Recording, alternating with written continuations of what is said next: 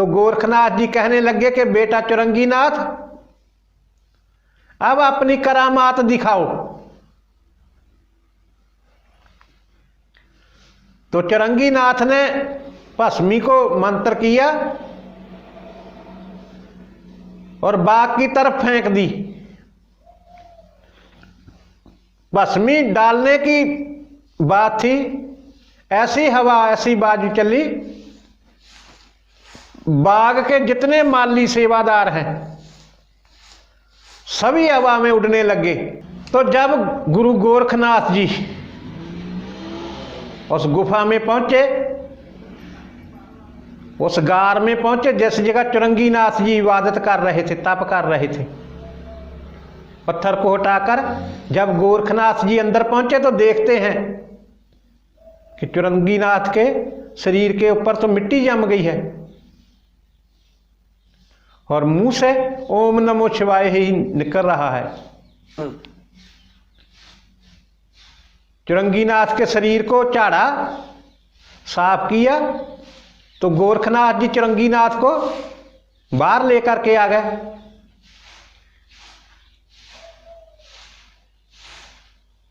और दिव्य मंत्रों से चुरंगीनाथ का शरीर ठीक किया, उनके सिर पर हाथ रखा। तो चुरंगीनाथ जी जब सामने गुरु गोरखनाथ जी को देखा, प्रणाम किया और कहने लगा कि प्रभु आज मैं धन्य हो गया हूं। तो चुरंगीनाथ को लेकर के गुरु गोरखनाथ जी पूछ रहे हैं कि बेटा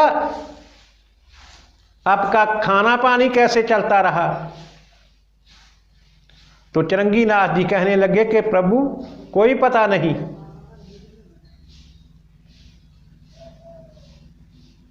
तो गुरु गोरखनाथ जी ने चामुंडा माता को, महामाई को याद किया। तो महामाई चामुंडा देवी जी आकर पूछ रहे हैं कि नाथ जी हमको किस लिए याद किया है। तो नाथ जी कहने लगे कि माता आप चुरंगीनाथ के लिए फल फूल टाइम से पहुंचा देती थी। तो माता जी कहने लगे कि नाथ जी हम अपने नित्य फल फूल इसके गुप्त रूप में रख जाया करते थे, परंतु इसने खाना पीना छोड़ दिया था। फिर माता ने गोरखनाथ को वो टिल्ला, वो फलों का पहाड़ दिखाया कि देखिए मैं तो लाकर रख देती थी, इसने ही नहीं खाया। तो गुरुजी गोरखनाथ जी बहुत खुश हुए। उन्होंने चुरंगीनाथ के सिर पर हाथ रख के उसको फिर पहले जैसा ताकतवर बना दिया और उसको साथ लेकर के उनके पिता कुंडलपुर की तरफ चल पड़े। और चलते चलते रास्ते में बता रहे हैं कि बेटा चुरंगीनाथ, तेरे पिता राजा ने तेरी सौतेली मां के कहने उसका बात मानकर तेरे हाथ और पैर कटवा दिए थे। आज हम तेरे को वहां लेकर के चले हैं, तो आपने अपना शक्ति दिखाना है।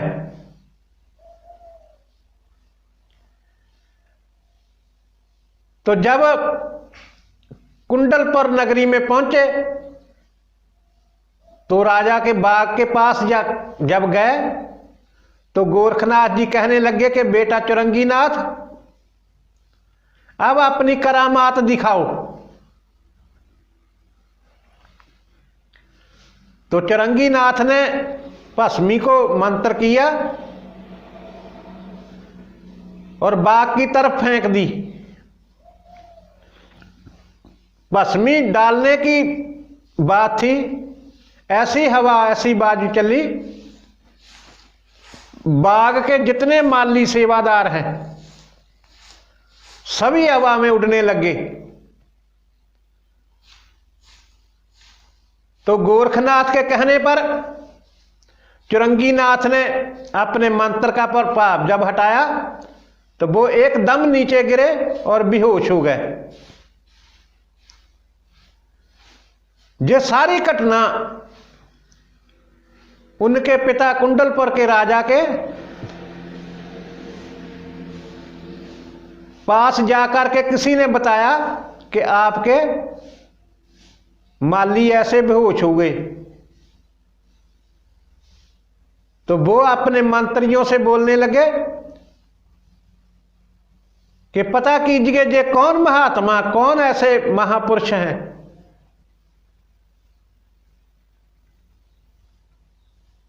जिन्होंने मेरे मालियों का ऐसा हाल बना दिया। तो पता करने पर राजा को बताया गया कि दो महात्मा आपके बाग के अंदर तालाब के नजदीक बैठे हैं, उनमें से कोई हो सकता है। तो जब राजा ने दो साधुओं के बारे, दो नाथों के बारे में सुना तो वो मन में विचार बना रहे हैं कि ये अवश्य ही गुरु गोरखनाथ और गुरु मच्छिंद्रनाथ होंगे। हमको जाकर के उनको प्रणाम करना चाहिए, नहीं तो पता नहीं गुस्से में आकर वो नगरी को भी जला सकते हैं। तो सेना को साथ लेकर के राजा गुरु गोरखनाथ के पास जब जाने लगे तो गुरु गोरखनाथ ने देखकर चुरंगीनाथ को बोला कि चुरंगीनाथ अब अपनी करामात दिखाइए। तो सतवचन गुरु जी बोलकर चुरंगीनाथ ने मंत्र फूका राख के ऊपर। वो विभूति जब राजा की तरफ फेंकी तो राजा भी हवा में उड़ने लगे। जितने सेवादार सैनिक साथ में थे सभी हवा में उड़ने लगे। तो थोड़ी देर के बाद गुरु गोरखनाथ चुरंगीनाथ को कहते हैं कि बेटा इनको धीरे से नीचे उतारो। तो चुरंगीनाथ ने गुरु का कहना मानकर सभी को नीचे उतार लिया। तो गुरु गोरखनाथ जी के कहने पर चुरंगीनाथ ने अपने पिता को, राजा को प्रणाम किया और अपना सब बताया, उनका बेटा होने का सबूत दिया।